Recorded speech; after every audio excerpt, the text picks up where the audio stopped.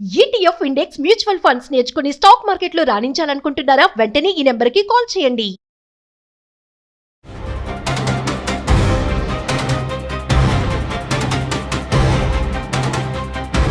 నమస్కారం అండి. నేను మీ నండు రవికుమార్ని. సుమన్ టీవీ వీక్షకులకు పునఃస్వాగతం. చాలామంది అడుగుతున్నారు, కొత్తగా ట్రంప్ ప్రవేశపెట్టబోతున్న గ్రీన్ కార్డ్ రిలేటెడ్ చేంజెస్ ఏంటి, గ్రీన్ కార్డులో ఎలాంటి చేంజెస్ రాబడబోతున్నాయి, ఎలాంటి చేంజెస్ వస్తాయి, దానివల్ల భారతీయులకి అంటే ఎక్కువగా అక్కడ గ్రీన్ కార్డు ఆస్పిరెంట్స్ అక్కడ ఉన్నవాళ్ళు మనవాళ్ళు కాబట్టి ఆల్రెడీ H1B వీసా హోల్డర్స్ ఎప్పటి నుంచో అక్కడే ఉంటూ ఈ గ్రీన్ కార్డు లేక సతమతమవుతున్నారు కాబట్టి వీళ్ళెంతో ఉత్సాహంగా చాలామంది అడుగుతున్నారు. వీటిల్లో ఏంటంటే రకరకాలుగా ఇప్పుడు చాలా చేంజెస్ రాబోతున్నాయండి. ఆ చేంజెస్ ఇంకా ప్రపోజల్ చేంజెస్ ఇంకా పూర్తిగా మనకి క్లారిటీ రాలేదు. అయినప్పటికీ వారు ఏం చేయబోతున్నారు, ఇది ఎంత సంతోషకరమైన వార్త అన్నది మీ అందరికీ కూడా చెప్తా.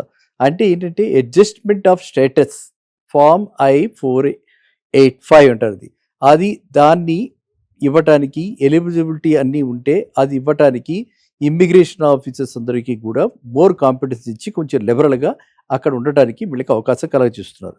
అదేవిధంగా September 18th, రాబోయే September 18th అంటే less than 2 months, September 18th 2026 నుంచి పబ్లిక్ ఆఫీసర్ ఛార్జ్ కింద కొంతమందిని వాళ్ళు అక్కడ స్క్రూటినైజ్ చేసి పబ్లిక్ బెనిఫిట్స్కి అంటే వాళ్ళ పబ్లిక్ గురించి కొంతమందిని ఐడెంటిఫై చేసి maybe some people like doctors or people who can treat them, ఇలా అంటే మన ఆల్టర్నేటివ్ ట్రీట్మెంట్స్ కూడా ఇప్పుడు యాక్సెప్టెన్స్ వచ్చింది కాబట్టి అలాంటి వాళ్లకు కూడా ఎగ్జంప్షన్ ఇచ్చి వాళ్ళకు కూడా ఇచ్చే ప్రతిపాదికత ఉంది.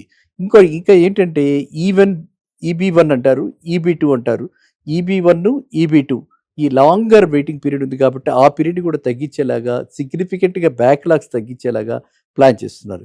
ఇంకా అన్నిటికంటే ఇష్టమైంది, చాలా నచ్చేది ఏంటంటే చాలా ఈజీగా కనిపిస్తున్నది, మనందరం కూడా దాని అడ్వాంటేజ్ తీసుకునేందుకు అవకాశం కనిపిస్తున్నది ఏంటంటే గ్రీన్ కార్డ్ అప్లికెంట్స్ అందరూ కూడా ఇదివరకు 1 million ఉంటే ఇప్పుడు ఓన్లీ 1 lakh రిఫండబుల్ బాండ్ తోటి బయట నుంచి అంటే విదేశాల నుంచి మన దేశం నుంచి కూడా అలాంటిది ఏదైనా 1 lakh రిఫండబుల్ బాండ్ పెడితే అంటే ఇప్పుడు మనందరికీ తెలుసు యుఎస్ ఎకానమీ కూడా ఇరాన్ వార్లో దెబ్బతింది కాబట్టి ఇప్పుడు వాళ్ళకి కూడా డాలర్ ఎక్విషన్ కావాలి, దానికి డాలర్ ఇన్ఫ్లోస్ కావాలి కాబట్టి ఇది కూడా సీరియస్గా వాళ్ళు థింక్ చేస్తున్నట్టుగా తెలుస్తోంది. ఇక అసలు ఏ డబ్బులు కట్టకుండా అక్కడే H1Bలో ఉండి గత 7 ఏళ్లుగా కంటిన్యూస్గా వాళ్ళు కనుక అక్కడే ఉండి అంటే కంటిన్యూస్గా అంటే అర్థం ఏంటి, 1 monthకి ఇంటికి పేరెంట్స్ చూడడానికి 15 days పేరెంట్స్ చూడడానికి వచ్చిన వాళ్ళని అది కంటిన్యూస్ కిందనే. కానీ H1B వాళ్ళకి వ్యాలిడ్ H1B తోటి లీగల్ స్టే అక్కడ కనుక లీగల్ స్టే ఉండుంటే స్టూడెంట్స్ అయినా సరే వాళ్ళు లీగల్గా ఉండుంటే వాళ్ళకి ఫర్ లాస్ట్ 7 years ఇంక్లూడింగ్ వాళ్ళ study period there after employment కాబట్టి it is a very good move. అందరం ఇది వస్తుందని చెప్పి ఆశిద్దాం. 7 years కంటిన్యూస్గా అక్కడ ఉంటే వాళ్ళందరికీ కూడా గ్రీన్ కార్డ్ ఎలిజిబిలిటీ వచ్చే అవకాశం కనిపిస్తుంది. అలాగే వాళ్ళు అంటే అలాంటి వాళ్ళందరూ కూడా క్లీన్ క్రిమినల్ రికార్డ్ మెయింటైన్ చేస్తూ ఉండాలి. అండ్ వాళ్ళు ఆల్రెడీ కూడా ఏదో ఒక జాబ్ ఏదో చేస్తున్నారు కాబట్టి they are contributing to their communities. అట్లాంటి వాళ్ళందరికీ కూడా ఇలా ఎగ్జంప్షన్ ఇచ్చి వాళ్ళకి కూడా ఇద్దామని చెప్పి అనుకోవటం జరుగుతుంది. సో గ్రీన్ కార్డ్ ఇచ్చినంతలో వీళ్ళకి మనందరికీ తెలుసు లీగల్గా వాళ్ళు అక్కడ ఎంతకాలమైనా ఉండొచ్చు. అండ్ గ్రీన్ కార్డ్ ఉంటే పర్మనెంట్గా వాళ్ళు అక్కడ సిటిజన్స్గా మారిపోయి వాళ్ళు అక్కడే ఉండిపోవడానికి కూడా ఉంది.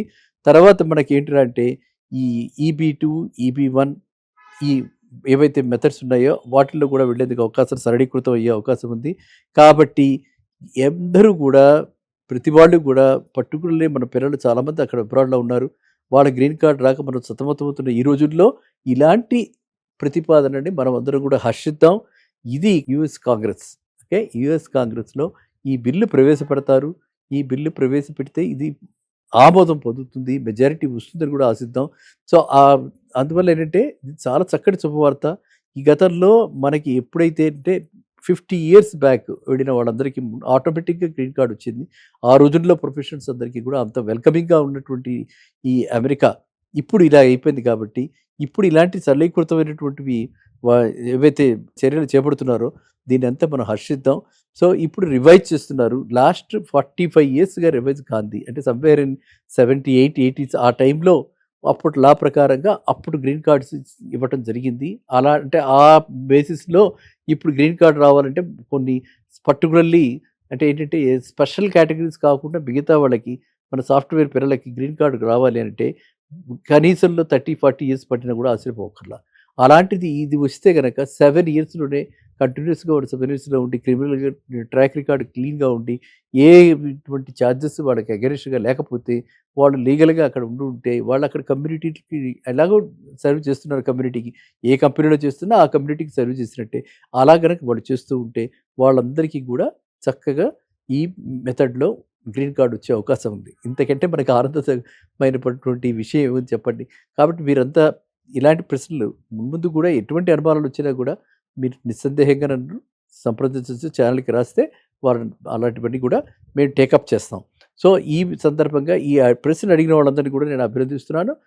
యూఎస్ గ్రీన్ కార్డ్ సరళీకృతం అవ్వటం అన్నది మన వాళ్ళ పిల్లలకి రాబోతున్నాం అన్నది చాలా ఆనందదాయకమైన విషయం. ఇది మనము వేచి చూడాలి. సెప్టెంబర్‌లో మనకి పూర్తి క్లారిటీ వచ్చేస్తుంది. సెప్టెంబర్ ఎండ్ కల్లా అంటే only just less than 2 months. So, పూర్తి క్లారిటీ వచ్చేస్తుంది. ఆ క్లారిటీ వచ్చాక మళ్ళీ ఏమైనా మార్పులు, చేర్పులు ఉంటే మళ్ళీ ఇంకో వీడియో ద్వారా మీ అందరికీ కూడా తెలపవచ్చునవుతుంది. సరేనా? నమస్తే.